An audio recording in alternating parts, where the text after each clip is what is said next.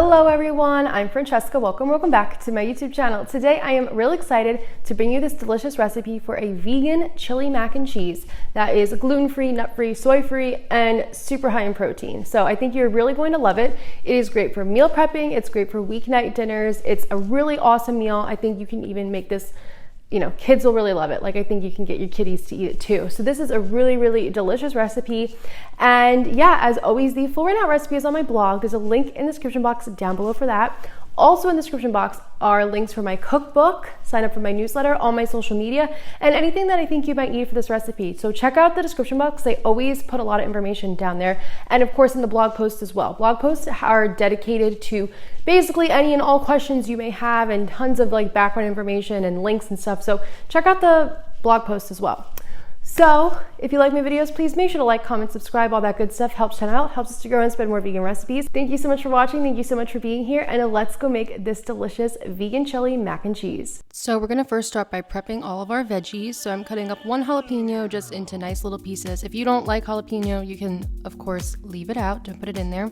Then we're gonna cut up half of a sweet onion. I love sweet onions, like a Vidalia onion, but again, you can use a white onion, a yellow onion, whatever you can find. Even a red onion would be great in here.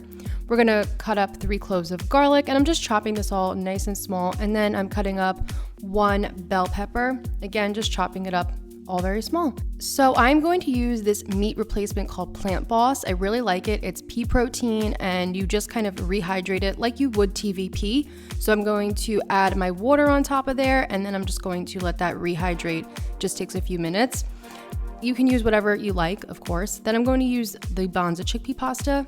So now let's move over to the stove. I'm going to add my olive oil to a big pan along with all those veggies that we cut up. Just gonna let that saute for about 5 minutes over a medium-low heat, just until everything starts to become fragrant and nice and soft.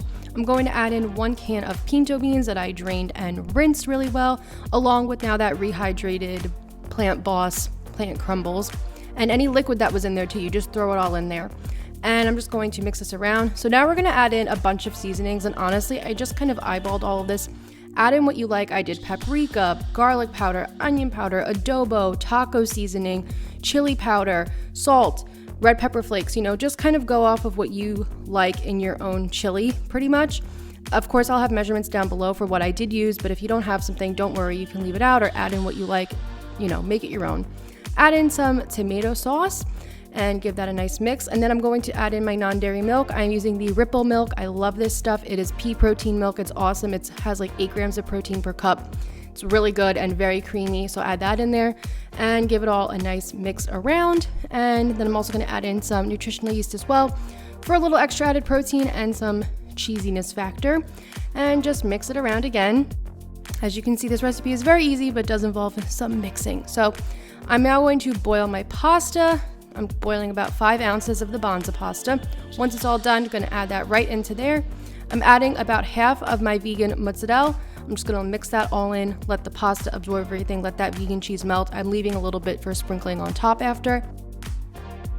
As I was looking at it, I felt like I just wanted it to be a little bit creamier. I mean, it was looking really good so far, but I did want some extra creaminess. So I will add another 1/4 cup of that Ripple milk in there just to add some more. And I also tasted it and felt like I wanted to add in some more seasoning. So I think I added in more red pepper flakes and taco seasoning because I wanted it to be spicier. And just mix it around. Doesn't it look so good though? It's like super creamy. And then you're just going to add that remaining vegan mozzarella on top. I'm going to put the lid on there. Took it off the stove. We're all done. Looks really good, really delicious. And we're going to top it with some crushed up chips. These are the Beanfield chips actually. They're really awesome. They're made completely from beans. And they're gluten-free, they're great. We're gonna add some jalapeno on there, some green onion, and that is it. It's easy to make, it's delicious. If you wanna add in more vegan cheese, you definitely can. I was trying to keep it a bit on the lighter side, and it looks so good. It is so flavorful, it's so delicious. Great meal, great comfort food, and I love that you're getting in a lot of veggies and plant protein from this, and it's really good, and I think you all will really enjoy it. I would say this makes about 4 servings, but you could do anywhere from 3 to 4 servings, depends on how hungry you are. And yeah, thank you guys so much for watching. If you liked it, please make sure to like this video. Thanks for watching. Bye.